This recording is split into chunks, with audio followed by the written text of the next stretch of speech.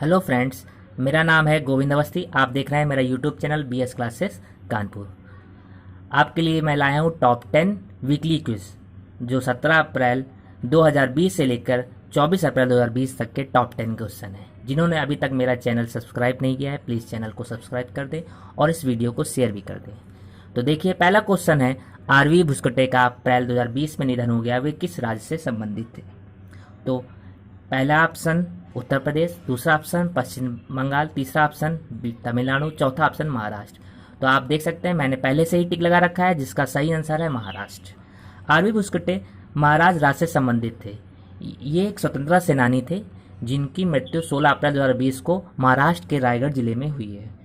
इन्होंने कई भूमि कानूनों पर कई पुस्तकें भी लिखी हैं, जिसमें एक पुस्तक 2016 में मराठा भाषा में बहुत ज़्यादा फेमस हुई, जिस पुस्तक का नाम है ग्राम पंचायत जमीन विषयक हक अनि कर्तव्य। राज्य के आदिवासी इलाकों में बंधुआ मजदूरों की रिहाई और पुनर्वास के लिए इन्होंने भी कई कार्य किए हैं। तो पहला क्वेश्चन का आंसर है चौथा ऑप्शन महाराष्ट्र। अगला क्वेश्चन है, केरल सरकार द्वारा सभी 14 जिलों में कितने कैंसर उपचार केंद्र स्थापित किए जा रहे हैं?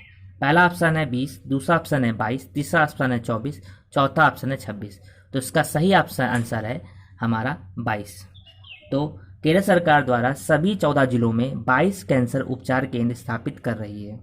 क्षेत्रीय कैंसर केंद्र के सहयोग से की जा रही इस पहल में कोविड-19 अवधि के दौरान कैंसर रोगियों को अपना इलाज जारी रखने में सक्षम बनाएगी।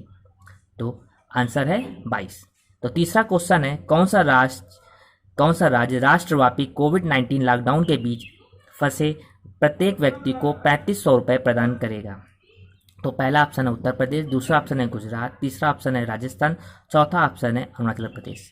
तो आपके सामने आंसर है अरुणाचल प्रदेश। देशव्यापी कोविड-19 लॉकडाउन के बीच राज्य से बाहर फंसे प्रत्येक अरुणाचली व्यक्ति को अरुणाचल प्रदेश सरकार 3500 रुपये प्रदान करेगी।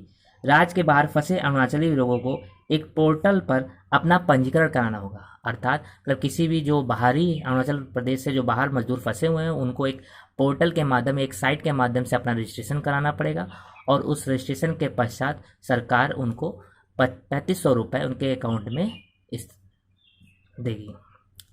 अगला क्वेश्चन है, चौथा क्वेश्चन, कि अप्रैल 2020 में भारत ने कितने देशों को मलेरिया रोधी दवा हाइड्रोक्सीक्लोरोक्वीन की आपूर्ति करने का निर्णय लिया है? तो इसका सही आंसर है 55 देशों का। तो भारत सरकार 55 देशों को मलेरिया रोधी दवा हाइड्रोक्सीक्लोरोक्वीन की आपूर्ति कर रही है। तो इसमें 21 देश ऐसे हैं जिनको वाणिज्यिक आधार पर दवा मिलेगी। वाणिज्यिक आधार मतलब कि बिजनेस एग्रीमेंट के थ्रू आपको दी जाएगी और बाकी देशों को अनुदान के रूप में मिलेगी। भारत सरकार ने इस महामारी के समय बहुत अच्छे कदम उठाए हैं, जो विश्व स्तर पर भारत को सर्वोच्च स्थान पर लाकर खड़ा कर देता है। चलिए अगला क्वेश्चन क्या है, कोविड-19 महामारी के कारण निम्नलिखित में से किसने इंडियन प्रीमियर लीग 2020 को अनिश्चित काल के लिए निलंबित कर दिया है? यह भारतवर्ष के लिए सबसे फेमस प्रीमियर लीग है, इंडियन प्रीमियर लीग, जो सब लोग उसको देखते हैं। 2020 में होनी थी अप्रैल में, जिसको निलंबित कर दिया गया है। जिसका सही आंसर है भारतीय क्रिकेट कंट्रोल बोर्ड। भारतीय क्रिकेट कंट्रोल बोर्ड ने इसको अनिश्चित समय के लिए निलंबित कर दिया गया है। अगला क्वेश्चन है, निम्न में से कौन चौथे एशियाई पैरा खेलों का शुभंकर है? तो इसका आंसर है फीफी। फीफी एक तरह का डिवाइन वर्ड है। डिवाइन वर्ड कहने का मतलब है देवी पक्षी माना जाता है इसको। जो चौथा एशियाई गेम है वो चीन के हांगझोउ शहर में होना है, हांगझोउ प्रांत में होना है, जिसका आयोजन हांगझोउ प्रांत में होगा। 2022 में आयोजित होना है। फीफी का डिजाइन जियांगजो संस्कृति के डिवाइन वर्ल्ड के रूपांकनों के डिजाइन से प्रेरित है। इस शुभांकर का अनावरण 16 अप्रैल 2020 को हुआ है। ठीक, अगला क्वेश्चन है,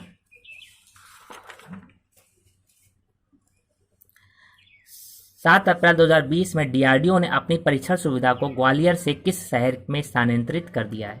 तो इसका सही आंसर है दिल्ली। आपके सामने टिक भी लगा है। तो डीआरडीओ ने अपनी परीक्षण सुविधा को ग्वालियर से दिल्ली स्थानांतरित कर दिया है।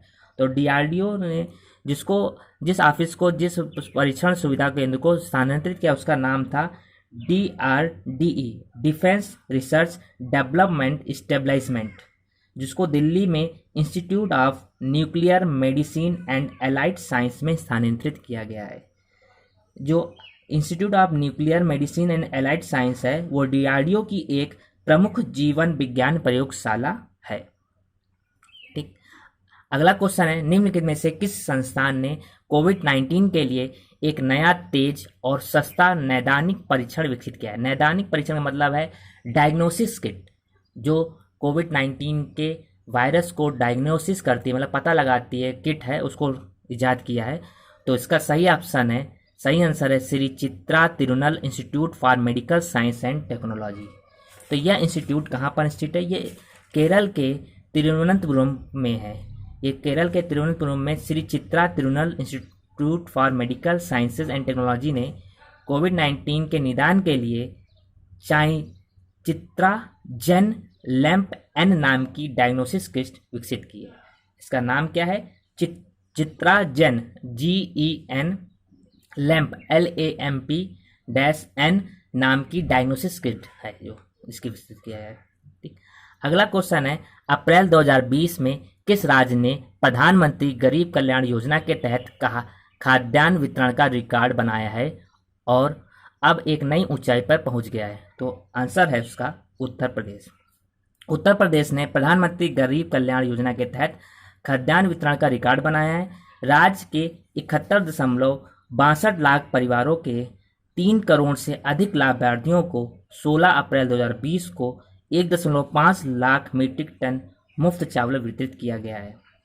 ठीक, तो इस क्वेश्चन का आंसर है उत्तर प्रदेश। तो अगला क्वेश्चन है, शटलिंग